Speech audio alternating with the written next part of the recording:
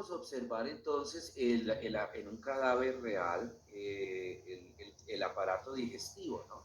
Entonces, iniciándose en la boca y terminando hacia el nivel del ano. Y podemos ver esas estructuras en secuencia. Aquí se alcanza a observar lo que es el esófago, se alcanza a observar el estómago, el intestino delgado, el intestino grueso, ¿sí? Pero les decía que aquí también hay otra salvedad, y es que existen unas glándulas, que nosotros las llamamos las glándulas anexas, que no están en ese camino, por así decirlo, no están en esa secuencia, pero que sí, digamos, se van a conectar a través de una serie de conductos, se van a conectar a estos órganos en secuencia, y son lo que nosotros vamos a hablar de las glándulas anexas, ¿sí? Aquí tenemos un plastrón que corresponde a una parte del sistema digestivo. Si alcanzamos a ver allá en la parte superior un poco lo que es el esófago, luego observamos el estómago, el intestino delgado, observamos el intestino grueso y se alcanza a apreciar bien lo que es la ampolla rectal, que es la parte terminal del aparato digestivo, ¿sí? Terminando esa ampolla rectal a nivel, pues obviamente, del recto. El aparato digestivo comienza con la boca. La boca es una cavidad que se encuentra ubicada en la parte anteroinferior del víscero cráneo.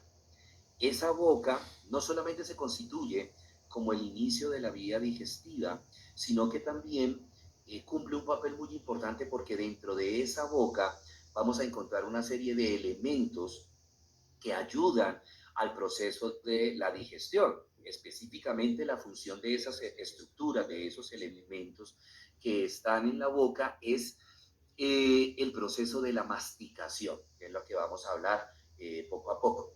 ¿Cuáles son los elementos que vamos a encontrar en la boca? Entonces hablaremos o encontraremos lo que son las piezas dentarias, tanto superiores como inferiores, encontraremos la lengua, encontraremos unas glándulas salivares que las vamos a dividir en glándulas salivares mayores, glándulas salivares menores.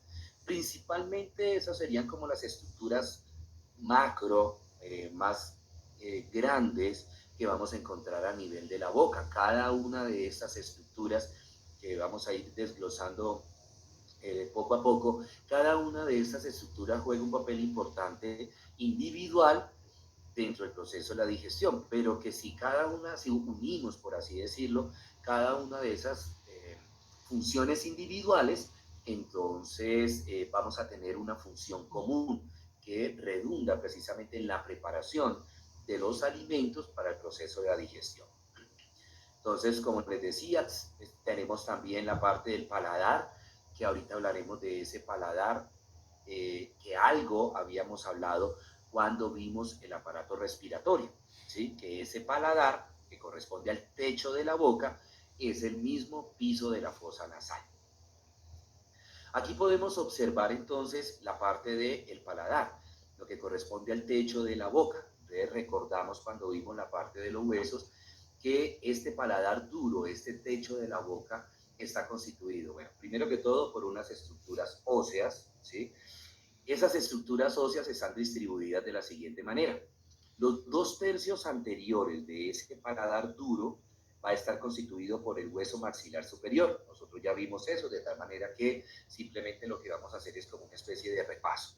Y el tercio posterior de ese paladar duro va a estar constituido por los huesos palatinos. Asimismo, podemos observar acá que encontramos las piezas dentarias, ¿sí? Las piezas dentarias que están ubicadas a nivel del maxilar superior. ¿Qué particularidad tiene este paladar duro? Observamos acá en la imagen inferior derecha que ese paladar duro está tapizado por una mucosa. Este rosadito que nosotros vemos está tapizado por una mucosa. Esa mucosa en el tercio anterior se repliega, formándome estos pliegues, precisamente reciben ese nombre, unos repliegues o pliegues, en donde vamos a encontrar la mayor concentración de receptores nerviosos. Ojo, mayor concentración. Una particularidad que tiene toda la mucosa que se encuentra tapizando el paladar duro es que en toda su extensión está o encontramos lo que es los receptores para lo que es la parte de la sensibilidad somática general. Cuando yo hablo de sensibilidad somática general, hago referencia a 5 tipos de impulsos que son el tacto, la presión, el dolor, la temperatura y la propiocepción.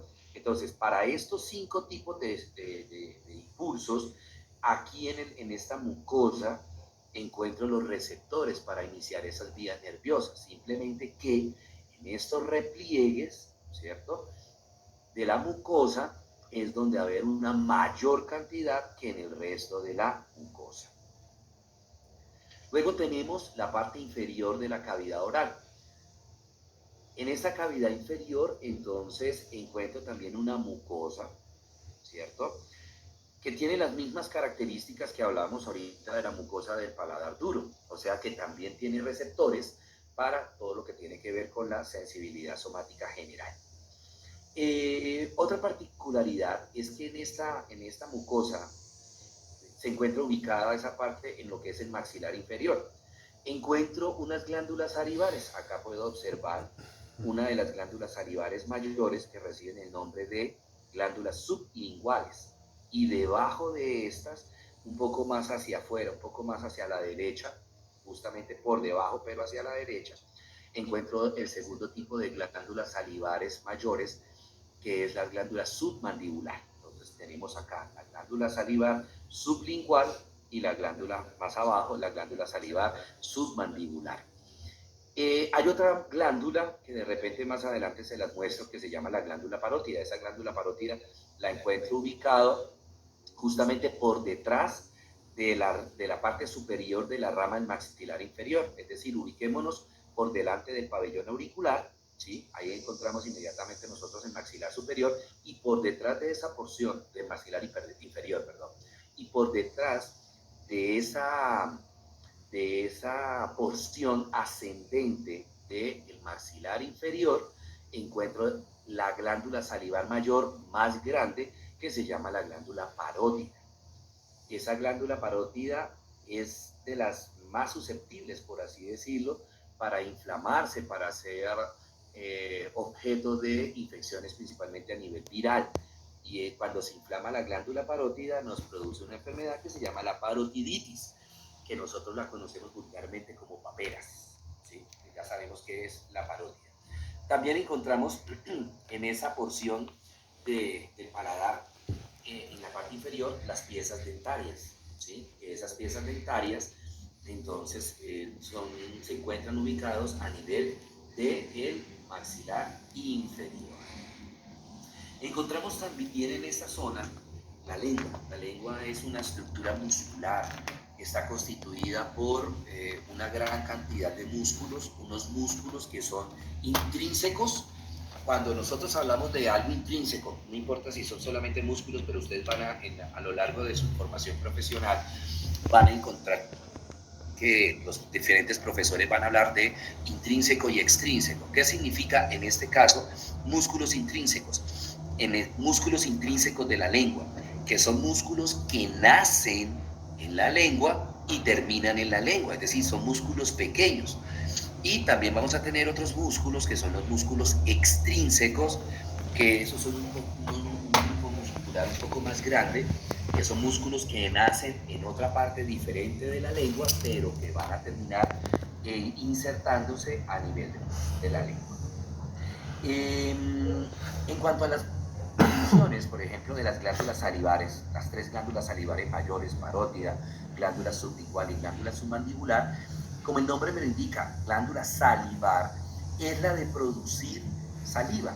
Esa saliva no solamente tiene agua, sino que también tiene una serie de enzimas, las cuales van a iniciar el proceso de la digestión de los alimentos.